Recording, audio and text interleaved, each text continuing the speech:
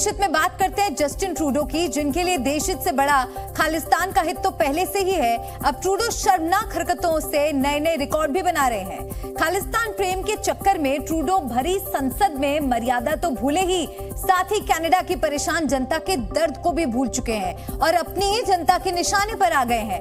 आप भी देखिए कनाडा के पीएम ऐसे क्यों हैं। भरी संसद में ये क्या हो रहा है? माननीय को मारी आंख, दिखाई जीभ। मैं ऐसा क्यों हूँ? ये कनाडा के खालिस्तानी प्रेमी प्रधानमंत्री जस्टिन ट्रूडो की बिल्कुल नई हरकत है। जहां देश के माननीय सांसद बैठे थे, स्पीकर मौजूद थे, उन्हीं के बीच देश की गरीबी पर गंभीर दिखने की बजाय प्रधानमंत्री जस्टिन ट्रूडो को न जाने क्या सूझा कि स्पीकर को मार दी आंख, दिखा दी जीभ। फिर लगे हंसने। ट्रूडो खुद से पूछें कि मैं ऐसा क्यों हूं, तो उनके पास इसका भी कोई बेतुका सा ही जवाब होगा। दरअसल पीएम ट्रूडो को सदन में नए स्पीकर ने माननीय प्रधानमंत्री कहकर संबोधित किया, लेकिन ट्रूडो ने आंख मारते हुए बता दिया कि वो कितने सम्मानीय हैं। सोशल मीडिया पर लोगों का दावा है कि ट्रूडो स्पीकर का अपमान कर रहे थे।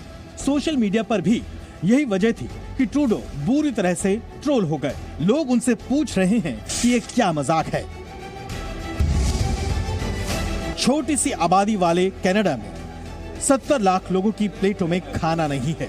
खालिस्तान के प्रेम के चलते ट्रूडो अपने देश की बदतर होती हालत को सुधारने के बजाय रोजाना नए इंटरनेशनल बेइज्जती के रिकॉर्ड बना रहे हैं। इस बात पर भी कनाडा की जनता ने उन्हें बीच चौराहे पर आईना दिखा दिया। हालत ये हो गई है कि कनाडा की परेशान जनता ट्रूडो से हाथ भी नहीं मिलाना चाहती। टोरंटो में ये शख्स तब ट्रूडो से सीधे भिड़ गया जब इस शख्स के पास ट्रूडो पहुंचे। उसने ट्रूडो को आईना दिखाते हुए हाथ मिलाने से ही इनकार कर दिया।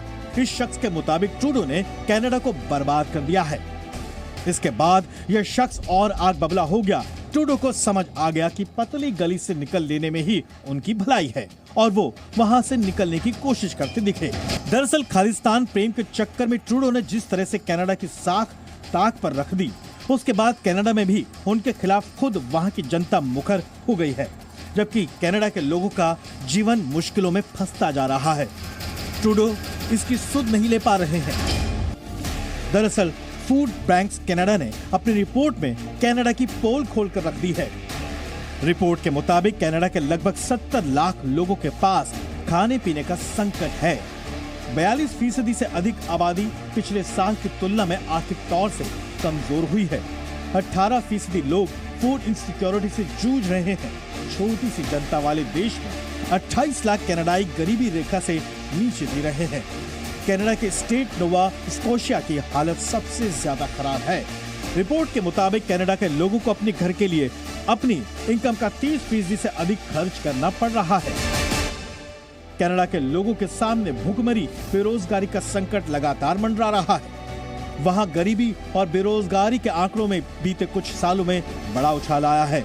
रिपोर्ट में फूड बैंक ने कनाडा को D+ की रैंकिंग दी है। अपनी रिपोर्ट्स में फूड बैंक्स ने ट्रूडो सरकार की तुलना पिछले 4 सरकारों से भी की है। ट्रूडो के कार्यकाल में कनाडा की जितनी जगहसाई हो रही है, शायद ही कनाडा के इतिहास में इससे पहले कभी हुआ हो। रूस के राष्ट्रपति व्लादिमीर पुतिन ने भी ट्रूडो सरकार पर सवाल उठाते हुए तंज कसा और कनाडा के नेता को मूर्ख तक बता डाला। Он не знает, что во время войны против России сражался Гитлер и его приспешники, то он идиот.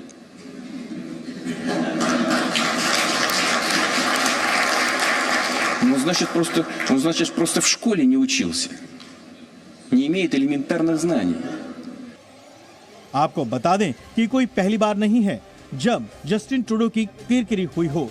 इससे पहले भी साल 2022 के G20 में ट्रूडो को चीन के राष्ट्रपति ने खड़े खड़े बेइज्जत कर दिया था, जबकि 2019 में भी इसी तरह की इंटरनेशनल बेइज्जती ट्रूडो को झेलनी पड़ी थी, जब जिनपिंग और ब्राजील के पूर्व राष्ट्रपति जायर बोल्सोनारो के बीच ट्रूडो मौजूद थे, पर दोनों नेताओं ने उनकी तरफ देखा तक नहीं।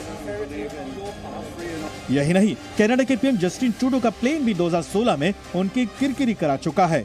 तब वो कनाडा से बेल्जियम जा रहे थे, जबकि हाल ही में भारत में उनके खराब हुए प्लेन के चलते वो समय पर कनाडा पे उड़ान नहीं भर सके, जिसके बाद कनाडा पहुंचकर फिर उनकी किरकिरी हुई।